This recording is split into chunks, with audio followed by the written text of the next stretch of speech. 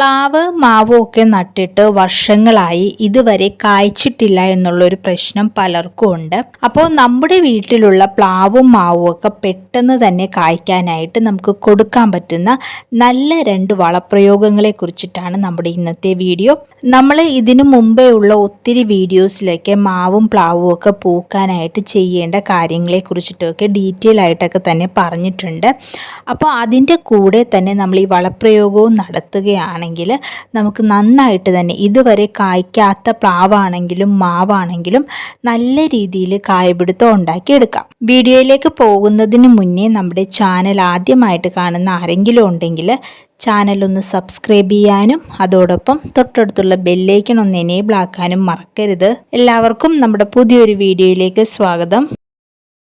പൊതുവെ പ്ലാവിനാണെങ്കിലും മാവിനാണെങ്കിലും കാര്യമായിട്ടുള്ള രീതിയിലുള്ള വളപ്രയോഗങ്ങളൊന്നും നമ്മൾ നടത്താറില്ല. പക്ഷേ ഇപ്പോൾ കൂടുതലും നമ്മൾ ഗ്രാഫ്റ്റ് ചെയ്തിട്ടുള്ള തൈകളൊക്കെയാണ് വാങ്ങി നടാറുള്ളത്. അപ്പോൾ അത്തരം തൈകളാകുമ്പോൾ നമ്മൾ നിർബന്ധമായിട്ടും വളപ്രയോഗം നടത്തണം. കാരണം പണ്ടുള്ളതിനെ അപേക്ഷിച്ച് പല മൂലകങ്ങളുടെയും അഭാവം ഇപ്പോൾ നമ്മുടെ മണ്ണിലുണ്ട്. അപ്പോൾ അതനുസരിച്ചിട്ട് വേണം നമ്മൾ വളപ്രയോഗം നടത്താനായിട്ട്. നന്നായിട്ട് വളങ്ങൾ കൊടുത്താൽ മാത്രമേ ഈ പ്ലാവാണെങ്കിലും മാവാണെങ്കിലും ഒക്കെ കായ്ക്കുള്ളൂ.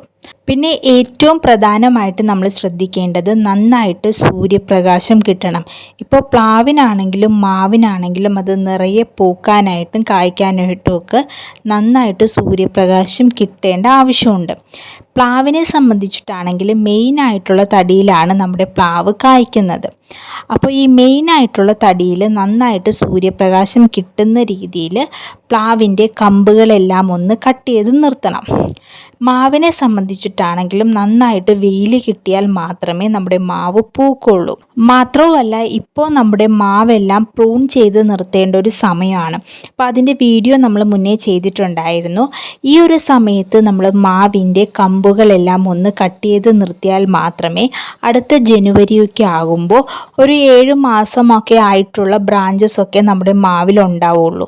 അത്തരം ബ്രാഞ്ചസിലാണ് നമ്മുടെ മാവ് പൂക്കുന്നത്. മാത്രവുമല്ല നമ്മൾ ഈ ഒരു സമയത്ത് ഈ കമ്പുകളെല്ലാം ഒന്ന് കട്ട് ചെയ്ത് നിർത്തുമ്പോൾ മാവിൻ്റെ എല്ലാ ഭാഗത്തും നന്നായിട്ട് തന്നെ സൂര്യപ്രകാശമൊക്കെ ചെല്ലും. അപ്പോൾ നമ്മൾ ഈ പറഞ്ഞ രീതിയിൽ കമ്പുകളെല്ലാം ഒന്ന് പ്രൂൺ ചെയ്ത് നിർത്തിയതിന് ശേഷം ഇനി പറയുന്ന ഈ ഒരു വളപ്രയോഗവും കൂടി നടത്തുകയാണെങ്കിൽ അടുത്ത തവണ നമ്മുടെ മാവാണെങ്കിലും പ്ലാവാണെങ്കിലും നിറയെ കായ്ക്കും.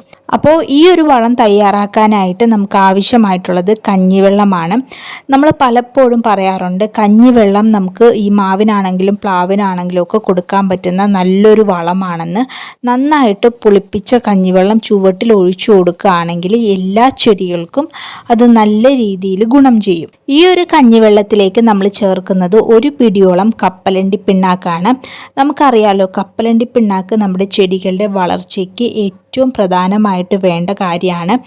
അതും പ്രത്യേകിച്ച് വളർച്ചയുടെ സമയത്താണ് നമ്മൾ കപ്പലണ്ടി പിണ്ണാക്ക് ധാരാളമായിട്ട് അടങ്ങിയിട്ടുള്ള വളങ്ങൾ കൊടുക്കേണ്ടത്. കപ്പലണ്ടി പിണ്ണാക്ക് കൂടാതെ 1 പിടിയോളം ചാണകവും അതുപോലെ തന്നെ 1 പിടിയോളം എല്ലുപൊടി കൂടി നമുക്കിതിലേക്ക് ചേർക്കണം. അപ്പോൾ എല്ലുപൊടിയിൽ ഫോസ്ഫറസ് കണ്ടൻറ്റ് ധാരാളമായിട്ടുണ്ട്. നമ്മുടെ ചെടികളുടെ വളർച്ചയെ കൂട്ടാനും പെട്ടെന്ന് പൂ പിടിക്കാനും കായ പിടിക്കാനും ഒക്കെ ഈ ഫോസ്ഫറസിൻ്റെ ആവശ്യമുണ്ട്. ഇതിലേക്ക് ഒരു 100 ഗ്രാം അളവിൽ ശർക്കര കൂടി ചേർത്ത് ഇതെല്ലാം നന്നായിട്ടൊന്ന് മിക്സ് ചെയ്ത് വെക്കാം.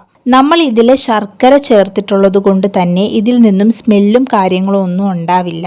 ഇങ്ങനെ ഇതൊരു 3 ദിവസം അടച്ചു വെച്ചതിന് ശേഷം നന്നായിട്ട് നേർപ്പിച്ച് പ്ലാവിനാണെങ്കിലും മാവിനാണെങ്കിലും ഒക്കെ നമുക്ക് ഒഴിച്ചു കൊടുക്കാം.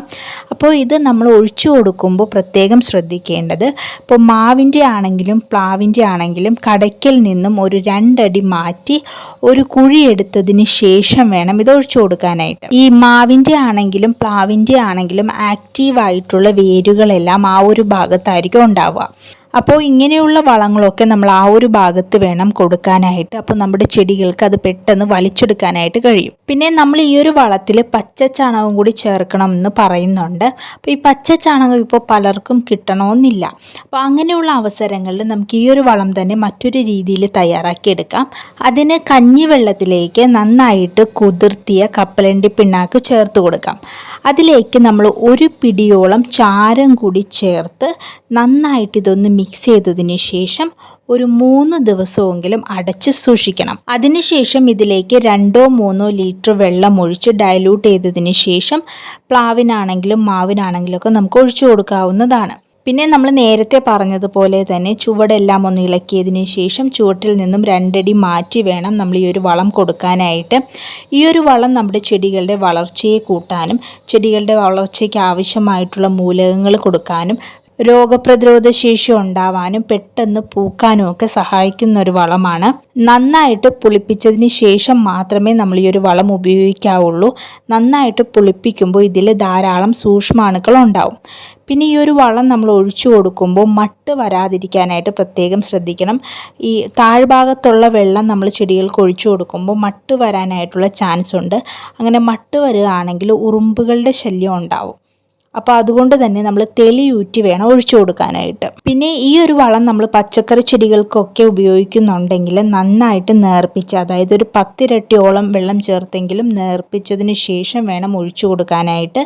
അല്ലെങ്കിൽ ചെടികൾ കരിഞ്ഞുണങ്ങി പോകാനായിട്ടുള്ള ചാൻസ് ഉണ്ട്. അപ്പോൾ നമ്മൾ മുൻപുള്ള വീഡിയോസിലൊക്കെ പറഞ്ഞിട്ടുള്ളതുപോലെ തന്നെ പ്ലാവും മാവും ഒക്കെ കായ്ക്കാനായിട്ട് വേണ്ട കാര്യങ്ങൾ, അതായത് പ്രൂണിങ്ങും മറ്റു കാര്യങ്ങളും ഒക്കെ ചെയ്തതിന് ശേഷം ഈ ഒരു വളവും കൂടി നമ്മൾ ഒഴിച്ചു കൊടുക്കുകയാണെങ്കിൽ നമ്മുടെ മാവാണെങ്കിലും പ്ലാവാണെങ്കിലും അടുത്ത തവണ ഇതുപോലെ നിറയെ കായ പിടിപ്പിക്കാം. ഇന്നത്തെ വീഡിയോ നിങ്ങൾക്ക് എല്ലാവർക്കും ഉപകാരപ്രദമായെങ്കിൽ നമ്മുടെ ചാനൽ ഒന്ന് സബ്സ്ക്രൈബ് ചെയ്യാനും അതോടൊപ്പം ലൈക്ക് ചെയ്യാനും ഷെയർ ചെയ്യാനും മറക്കല്ലേ.